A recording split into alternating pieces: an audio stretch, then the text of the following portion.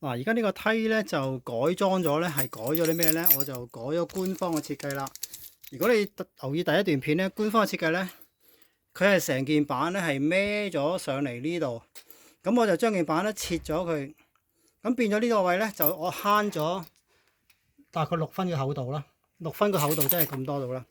咁變咗個梯個角度咧就冇咁斜，而且望落去咧企理啲。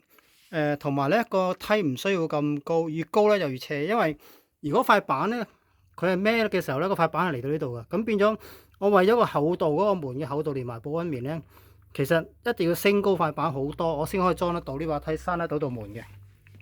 咁而家做多個咩功夫咧？就係甩咗呢兩個彈弓係最麻煩嘅，咁可能要2個人啦。甩完之後裝翻呢個躉。裝完呢個躉之後咧，再孭翻嚟彈弓，呢度係最嘥時間。但係如果大家下邊係好多位，唔需要我咁樣咁逼夾咧，其實係唔需要改裝，就咁裝落去咧，其實就可能半個鐘頭已經裝咗噶啦。咁另外難嘅咧就係整隻門，隻門咧佢原裝嘅設計咧就係落咗啲送埋啲勾啦，咁咧用個勾咧就拉佢落嚟嘅，但係我係覺得唔好睇。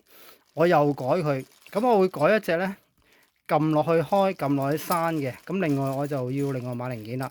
咁呢套配件我就唔要噶啦，因為我覺得好核突啊。咁我想做一個比較隱藏式嘅門，咁同埋做嗰啲防撞啦。呢條咁未完成嘅，咁仲有2條仲喺度。因為我裝完隻門先做翻個邊，咁呢度係直接裝落呢度個 join 嗰度啦。